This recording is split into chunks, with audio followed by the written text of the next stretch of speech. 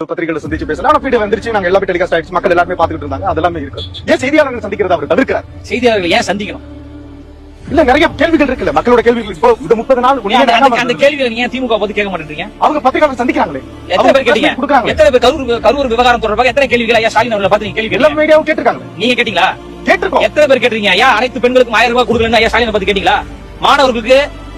கல்வி கடனை தள்ளுபடி செய்கிறோம் என்று நீங்க சொன்னீங்களே தள்ளுபடி பண்ணீங்களா ஏன் யாரும் கேள்வி கேட்க மாட்டேன்றீங்க பழைய ஓய்வூதிய திட்டத்தை நாங்க நடைமுறைப்படுத்துறோம் அப்படின்னு சொன்னாங்கல்ல ஏங்க நடைமுறைப்படுத்தல யாராவது கேட்டீங்களா பரந்தூர்ல இருங்க பரந்தூர்ல 1500 நாட்களாக விவசாயிகள் போராடி கொண்டிருக்காங்க ஐயா ஸ்டாலின் அவர்களே கரூருக்கு இரவோடு இரவாக நீங்க போறீங்க பரந்தூர்ல அந்த விவசாயிகள் ஏங்க நீங்க பார்க்க மாட்டேன்றீங்கன்னு கேட்டீங்களா அஜித்குமார்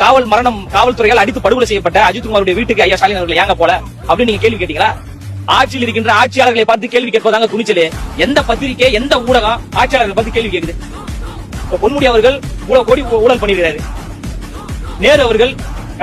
என்ன கணக்குன்னு எனக்கு தெரியல ஒரு வேலைக்கு 25 லட்சம் 30 லட்சம் வாங்குறாரு 2500 மேற்பட்டவரோட அவர் பணம் வாங்கிருக்கதா சொல்றாங்க அது வந்து பெருக்குனா எத்தனை கோடி எனக்கு கணக்கு சொல்றாங்க அதான் செவிவெளி செய்தியா தானே எல்லாமே இருக்கு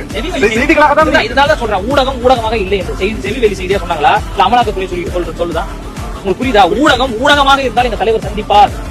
ஊடகமாகவே இல்லை எல்லாம் வந்து திமுக செய்தி தொடர்பாளர்களா இருக்காங்களே திமுக செய்தி தொடர்பாளராக இருக்கக்கூடியவர்கள் என்னத்தை நீங்க சொல்லணும்னு நினைக்கிறீங்க அதாவது கேப்டன் விஜயகாந்த் அவர்களை போன்று நீங்க வந்து கேலி சித்திரம் செய்து மீம்ஸ் செய்து அப்படியே தமிழக வெற்றி கழகத்தை வீழ்த்திடலாம் அண்ணன் விஜய் அவர்களை வீழ்த்திடலாம் நீங்க நினைக்கிறீங்க அதுக்கு முன்னாடி விர்ச்சுவல் வாரியர்ஸ் ஒன்று இருக்கு அந்த விர்ச்சுவல் வாரியர்ஸே உங்களால் முதல்ல எதிர்கொள்ள முடியாது அவர்களை தாண்டி தான் முதல்ல தலைவர் பக்கத்திலேயே வரணும் அப்போ எந்த நேரத்தில் பத்திரிகையாளரை சந்திக்க வேண்டுமோ அந்த நேரத்தில் அவர் சந்திப்பார் இப்போ ஐயா ஸ்டாலின் அவர்கள் சந்திக்கிறாரு ஐயா எடப்பாடி பழனிசாமி அவர்கள் டெய்லி சந்திக்கிறாரு இப்ப சந்தித்து அவர் பேசுறதுனால தீர்வு கிடைச்சிருச்சா